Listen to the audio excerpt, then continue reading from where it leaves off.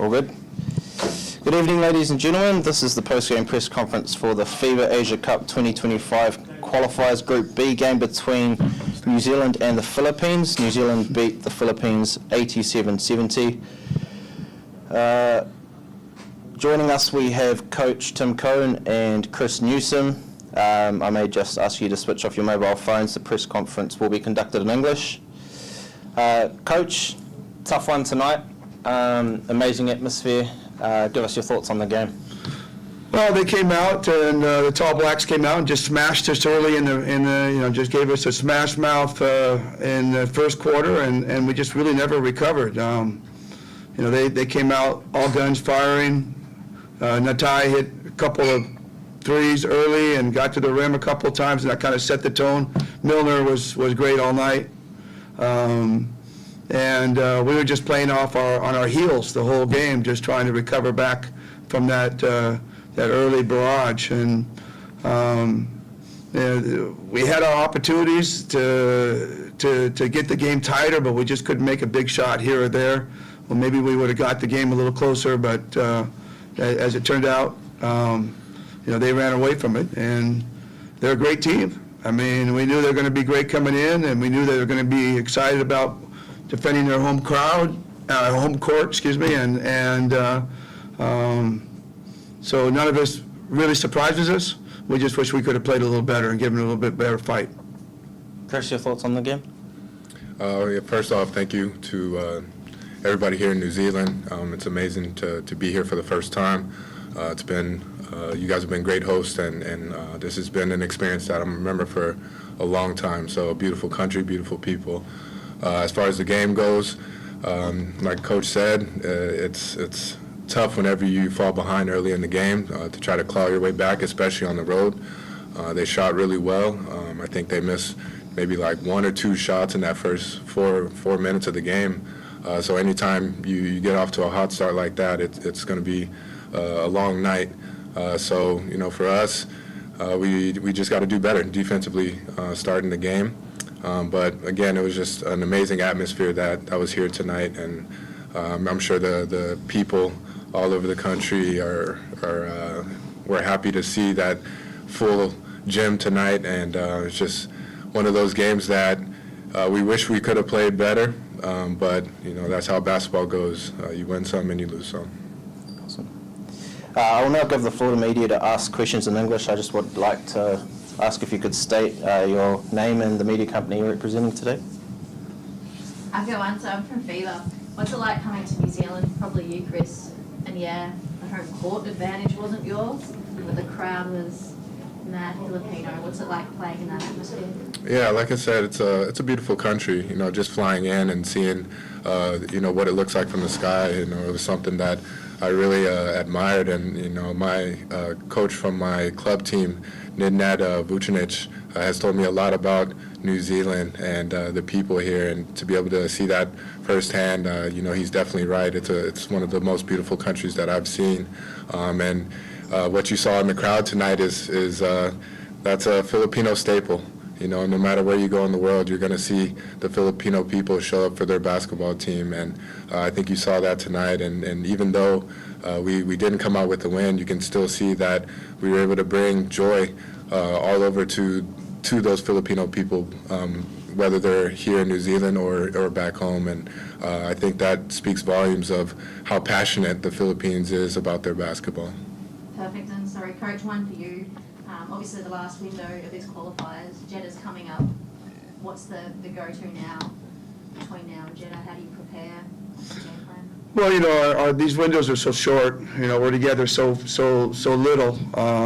We were able to do a Doha trip before we came here just to try to get more time together and play more games, and it probably hurt us more than it helped us in terms of being ready for Taiwan and New Zealand. But we were trying to look at a bigger picture in terms of the FIBA Asia coming up, because we know we're not going to have much time. We maybe 8-10 days at most to prepare come together and prepare for that tournament. So everything we do, just like like Coach Judd is saying, it's cumulative. It's cumulative experiences. So we're trying to take each window as an experience and move it on to the next one and on to the next one, and hopefully grow it and improve.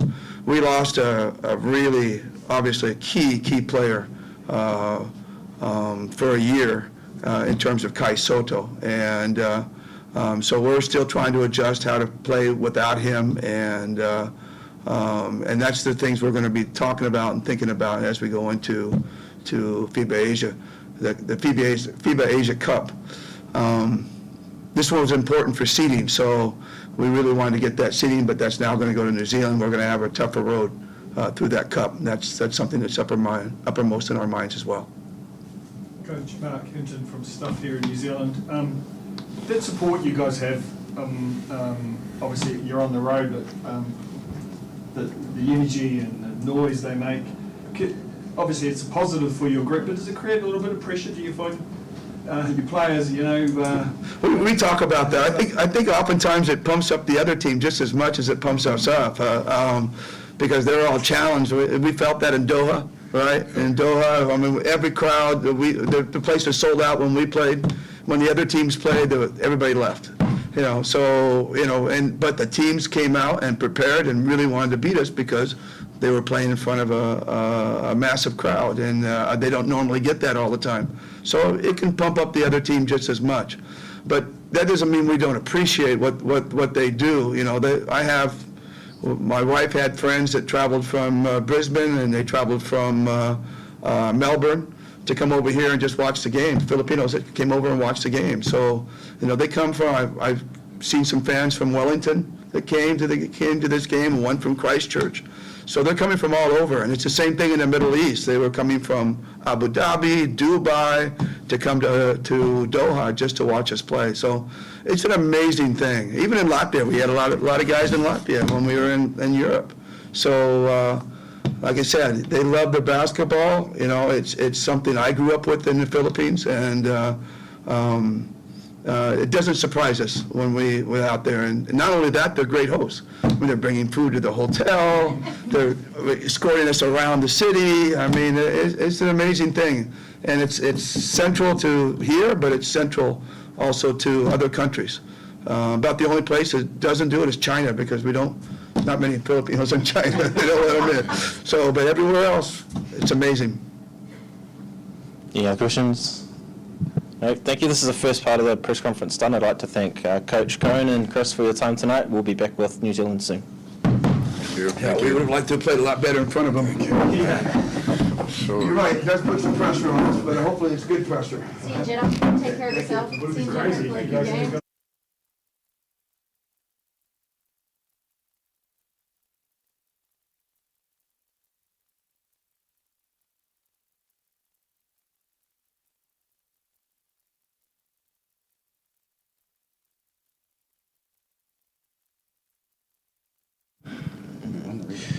Welcome back to the second part of this press conference. We now have Coach Judd Flavel and Tohi Smith-Milner with us.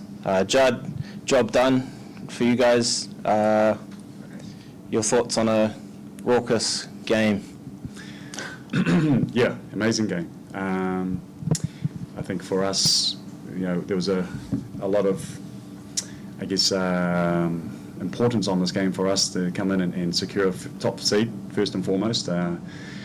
Out of our pool and into Asia Cup, but secondly also just to establish and cement a little bit more of an identity and how we want to play. Obviously my second window, so a lot of new faces that we had. Tohi sitting next to me is his first time with me in this role, and we had others join us as well for the first time, and so just real quick. Turnaround from game to game. We had 3 practices over in Hong Kong, and we got a walkthrough yesterday, and we were able to, I guess, achieve and tick off the boxes that we really wanted to in that window. This game, we knew it was going to be a physical, like a battle of physicality, basically. That's what we took away from the first time that we played them, and tonight was no different. They still got their rebounding numbers, and in particular on the offensive glass. That was like a huge point for us of focus, and but we ended up winning the rebound count, so we were able to impose ourselves on them as well, which is, you know, I guess what you get in international basketball. You know, no one's going to sort of back down from each other, and that's what you saw tonight. Long-winded answer, but sort of describing the game. I felt like our offense was great in the first half. We had created great open looks. Second half, the pace sort of went out of it, and you know, we were probably not as polished as what we would have liked to have been. But credit to Philippines, making it a physical battle, and that's what you get.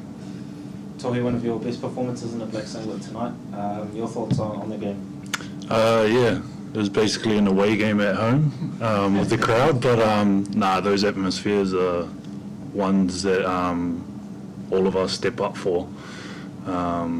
Playing in front of a crowd like that is pretty cool to be able to experience that.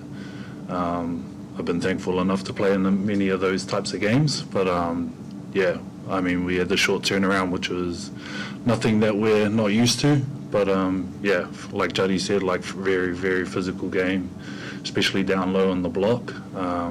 But yeah, thankful to get a win. I'd like to open up the floor to questions from media. A reminder, please just state your first name and the media outlet that you represent. Yeah, Judd Mark here from Stuff. How are you? Okay, Mark. Can you just talk to that atmosphere? Were you expecting that? And conversely, do you? I mean, the coach talked about the fact that it's a bit of a double-edged sword. He feels like it inspires the opposition as well as his own team, that sort of support. But you know, how did you think your guys handled it, and did you think they kind of used it in a positive way? Yeah, I mean, that crowd was, you know, even when they were down 20 or whatever it was, they were still right into the game. I felt like the game was tighter than what it was just based on that. Typically, you kind of, crowd is quiet when that's the case. But the atmosphere was, yeah, something else. And I think, you know, with the Philippines in particular, that's what you get. We kind of knew that. We didn't talk too much, but I guess everybody, when they signed up for this game, knew that this was probably what was going to happen. And I think as a competitor, even a coach, like, these are moments that, you know, you try to get as much of this experience as you can. And I think Tall Black teams from past and now that's what we're going to get, that's what we're going to face, and we expect it to be, I guess, those challenges that we're going to come up against, whether it's the crowd or just playing away or whatever it looks like. We just got to roll the sleeves up and get accustomed to it and move on. We've got to be business minded about it. We all talked about it at the end there, but no one said anything during the game. It's just completely, you know, mind on the right stuff. And but yeah, so cool to do that and to be able to do that. I think with that game, the other thing that I'll just shout out, I'm not sure if you'd asked, but just you know, with Corey Webster celebrating that 100 game milestone. That was a huge game, and I'm sure he'll remember that one for the rest of his life, and his family too, being in there in the crowd. So yeah, no, a lot of positives with that. I think it probably gave them more production and more value to them than us. But ultimately, we want to play in these situations. We want to play in these environments. And Toby, just speak to your, I guess, confidence at this stage of your career, and particularly in your pick and pop game. You've added that over time, but it's pretty consistent now, your ability to knock down the three. Are you enjoying, I guess, the kind of, you know, the rounded game you've been able to, you know, some inside, some outside? Are you enjoying that, and you enjoying the rhythm you're in? Yeah, I mean, I've known Juddy since I was, 15? Yeah. Almost 14 years, and he's known, like, that I'm capable of shooting those, but yeah, over the years, starting from like professional, like, it was a work on for me a lot during that environment, and playing with some guys that can really stretch the floor and shoot the floor, and taking those guys' advices and being able to add it to my game a little bit more, and then obviously playing a bit at the five, stretch the fives out, and tonight obviously showed that and was able to hit a few of those. But yeah, it's like, this group is, like, we speak about it all the time, like, this is the most favorite environment to play a part of. We all go to these different teams, and the confidence that we grow when we put on that black singlet just doubles, triples. So being able to, starts from the coaches and being able to trust us to be able to shoot those shots, and we knew that those shots were going to come. So yeah, I just capitalised from it. And Jody, where do you think, you touched on it earlier in your career as Tall Blacks coach, but you've had a couple of windows now. Where do you think this group's at, I guess in this ever-evolving environment where players sort of come and go with the old revolving door sort of situation? Where do you think the group's at as you head towards, I guess, what could be a big test in May? Yeah, the next thing that comes up is the Aussie series, and another great window for us to, I guess, further build our identity. When I say our identity, there's things in the past that we've done really well, and we're going to hold on to those. And I think when you have a group that comes in, I mean, some of the things that we're doing are really, at this stage, are really quite simple, because it's so early in the build. And as a coach, these are real challenges. 3 practices, 3 days before we play our first game, or 2 days before we play our first game, and then 1 day prep for Philippines. So we've got to build slowly, and really, I think what that looked like from the offensive point of view was just being more precise, being more fundamentally sound, and from the defensive end, it is no different from what we've done in the past. We want to be up the floor, we want to be pressuring the basketball. We have to. We just we can't allow teams to sort of feel comfortable. I think shout out to our group that in matchups with Brownlee in particular. I know he was number one, the target guy for them, and how he goes, I believe, is how Philippines go in a large part.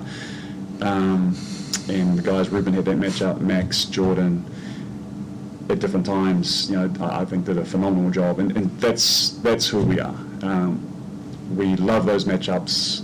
No disrespect to Brownlee, but we live for those opportunities to go ahead and have that matchup, and so I think those are things that we've held on to the past. But as we go forward, hopefully, and what we've done from window 1 to window 2 for me is being able to just build slowly.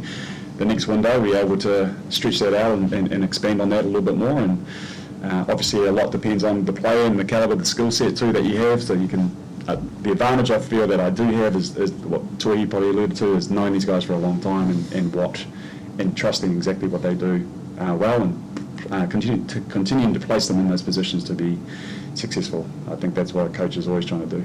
Troy, do you want to play in that series against Australia? Does that appeal to you? Surely. Yeah, I mean, I didn't really get to play in those old-time games, so, well, it wasn't that long ago, but yeah, I've only been able to play Australia a few times actually, so being able to play against those guys, I mean, I play with most of those guys in the ANBL, so to be on the flip side would be cool, be able to play in that series.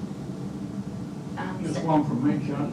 I thought the 30-somethings were, 30-pluses were excellent tonight, but Taylor Britt and Ty Wynyard must be really thrilled with how they, Yeah. performances of those two. Taylor Britt is, I think we've seen a player that has played for the Tall Blacks before, but his role, certainly in my window number 1 and window number 2, is a role that he probably hasn't been used to playing that many minutes, having the ball in his hands to make that many decisions, but he's one I'm really enjoying seeing his growth. Obviously, I've seen it for the last few years, and this is now he's on the international stage, and I'd like to see him continue to step up into that role, the same role that he plays in the New Zealand NBL. Ty Wynyard, I think, good, awesome story. Like Tori, since he was a teenager, spent a lot of time with him, and he first time he's put on the Tall Black singlet for a while, and he was nervous, before game 1. But the message to Ty was, man, go and be a monster on the boards. Go win the glass for us. I don't know how many rebounds he had, but he's a huge factor for us when he's able to do that, and it was awesome to see that. A lot of personal relationships that I've had with these guys, and I talked about Corey earlier on, but it means a lot to me to see them at this level and able to perform and be tested, and then go out there and just continue to give it a crack. And for him, hopefully we're able to build on this, and he will have 3-on-3 to go to, but I don't know how long that's going to last, but I think this is going to be something that hopefully we can get him back. Yeah. I'm Stacey from FIBA for Utah Head. You've been playing in the Blacks England for over 10 years. You've notched up over 50 games. What happens between now and Jeddah? It's your third Asia Cup. For you as a player, it's obviously hard. You're bouncing around the place. What excites you most about the team that's building now? Yeah, I think for me it's more the future. Like we see guys like Tama and Jackson come into this squad and not be able to like just shy away. They actually stepped up. These young boys are a lot vocal. Where some of us back when I first started, we were a little bit more quieter. Back in the day. Yeah, back 10 years ago apparently. But no, it's just being able to help those guys come through. We're obviously not going to be able to play this game that we love for ever, but just to be able to pass on the knowledge and the stuff that I've learned over the years and be able to help those guys succeed in whatever the future is for them and being able to build that All Blacks future. No more questions. That is the end of the press conference. Thank you, Judd. Thank you, Tohi. Thank you. Sure. It was a bit rough in the 10 years. Was